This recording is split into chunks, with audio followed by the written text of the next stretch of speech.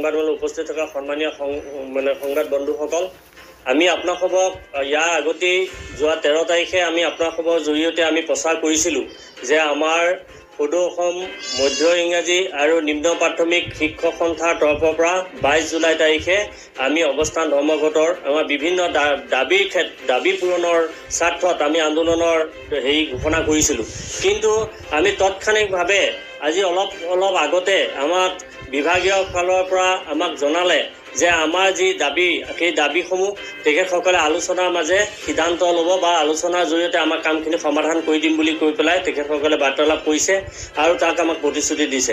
তেখেতসকলক সন্মান জনাই আমি ঘোষণা কৰা 22 তাৰিখৰ এই আন্দোলনৰ কাৰ্যসূচীটো সাময়িকভাৱে আমি স্থগিত ৰাখিছোঁ আৰু আমি তেখেতসকলে 26 তাৰিখলৈকে সময় লৈছে।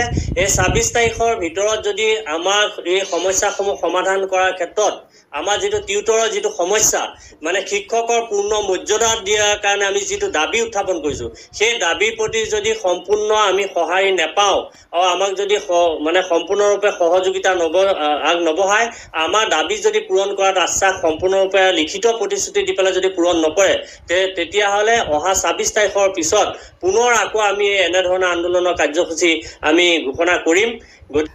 আমাৰ গোটেই অসমবাসী ৰাইজ তথা শিক্ষক সমাজে জানে যে যোৱা 13/7/2021 তাৰিখে এই সংবাদমেল যোগে অহা 22 জুলাই তাৰিখে আমি এটা অৱস্থান ধৰ্মঘটৰ আহ্বান জনাইছিলোঁ আৰু এই অৱস্থান ধৰ্মঘটটো আমাৰ সঞ্চালিকা এলিমেণ্টাৰী সঞ্চালিকা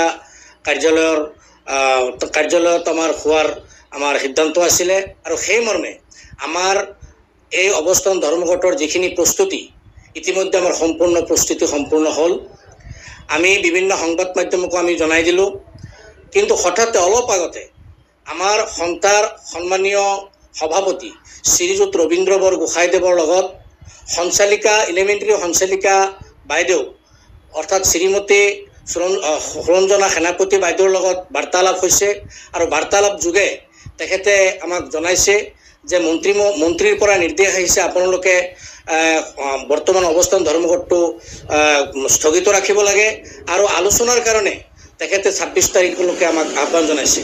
কিন্তু আমি তেখেতৰ পৰা সভাপতি মহোদয়ে লিখিত প্ৰতিশ্ৰুতি বিচাৰিছিলে, যিহেতু আজি দেওবাৰ, সেই দেওবাৰ থকাৰ কাৰণে তেখেতে অহাকালি আমাক মাতিছে।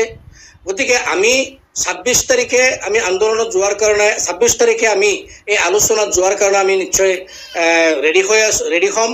কিন্তু কথা হ'ল আমাৰ মূল উদ্দেশ্য আছিলে যে আমাৰ যে দীৰ্ঘদিনীয়া সমস্যা, যে টিউটৰৰ পৰা যিটো শিক্ষকৰ মৰ্যাদামূল সমস্যা, এই সমস্যাটো আমি মাননীয় অসমৰ মুখ্যমন্ত্ৰী শ্ৰীযুত হিমন্ত বিশ্ব শৰ্মাদেৱৰ প্ৰত্যক্ষ সাক্ষাৎ বা প্ৰত্যক্ষ হস্তক্ষেপত আমি এই আলোচনাটো বিচাৰিছোঁ।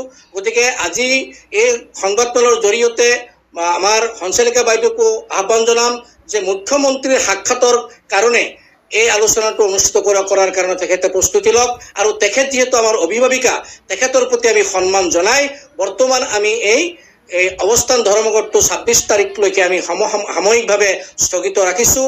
আৰু ইতিমধ্যে আমাৰ অসমৰ দূৰণিবতীয়া যিসকল ডিষ্ট্ৰিক্ট, সেই ডিষ্ট্ৰিক্টৰ পৰা আমাৰ বিভিন্ন সতীৰ্থসকল ইতিমধ্যে বহুতে আহি পাইছে আৰু বহুতো ট্ৰেইনত আছে। তেখেতসকললৈ আমি জনাব বিচাৰিছোঁ বা ধন্যবাদ জনাব বিচাৰিছোঁ। যদিও আমি পৰিস্থিতিয়ে বাধ্য কৰাই এই সিদ্ধান্তটো আমাৰ ল'ব লগা হ'ল, গতিকে নিশ্চয় আমি সকলোৱে এটা ইতিবাচক এটা খবৰ আমি নিশ্চয় চৰকাৰৰ তৰফৰ পৰা পাম বুলি আশা ৰাখি এই কামটো কৰিব লগা হ'ল। গতিকে আপোনালোকে কোনো কাৰণত দুখ প্ৰকাশ কৰিব নালাগে। ইতিমধ্যে অহাকালি যদিও আমাৰ আন্দোলন অৱস্থান ধৰ্মঘট স্থগিত কৰা হৈছে, তথাপিও আমাৰ কাৰ্যকৰী কমিটিৰ এটা সভা সচলত হ'ব আৰু সেই সভাত আমাৰ দূৰণিবতীয়া যিসকল সতীৰ্থ আহি পাইছে তেখেতসকলকো আমন্ত্ৰণ জনাইছোঁ। আপোনালোকে সেই আলোচনাত ভাগ ল'ব নিশ্চয় আৰু সেই আলোচনাৰ পাছতেই আমাৰ এটা প্ৰতিনিধি দল সঞ্চালিকা বাইদেউৰ লগত দেখা কৰি এটা লিখিত প্ৰতিশ্ৰুতি আনিব আৰু আমি এটাই বিচাৰোঁ যে মুখ্যমন্ত্ৰীৰ প্ৰত্যক্ষ হস্তক্ষেপত আমাৰ এই আলোচনাটো হ'ব লাগিব। কাৰণ আমি জানো আমাৰ সমস্যা সমাধানৰ ক্ষেত্ৰত একমাত্ৰ অসমৰ মুখ্যমন্ত্ৰীজনেই আমাৰ সমস্যা সমাধান কৰিব পাৰিব আৰু সেই মুখ্যমন্ত্ৰী অসমৰ মুখ্যমন্ত্ৰী তথা শিক্ষামন্ত্ৰী তথা অসম চৰকাৰৰ প্ৰতি আমাৰ পূৰ্ণ আস্থা আছে। নিশ্চয় তেখেতসকলে আমাক টিউটৰ বনাইছে, তেখেতসকলে আমাৰ শিক্ষকৰ মৰ্যাদা নিশ্চয় দিব পাৰিব বুলি আমাৰ বিশ্বাস। কিন্তু 26 তাৰিখত আলোচনাত যদি আমি ইতিবাচক কোনো সঁহাৰি নাপাওঁ, পৰৱৰ্তী পৰ্যায়ত নিশ্চয় আমি এই সংবাদমেলৰ যোগেদি অসমৰ টিউটৰ সমাজক নিশ্চয় ইয়াতকৈ আৰু জঙ্গী আন্দোলন বা ইয়াতকৈ আৰু তীব্ৰতৰ আন্দোলনৰ কাৰণে আমি সিদ্ধান্ত কৰিবলৈ বাধ্য হ'ম। ধন্যবাদ।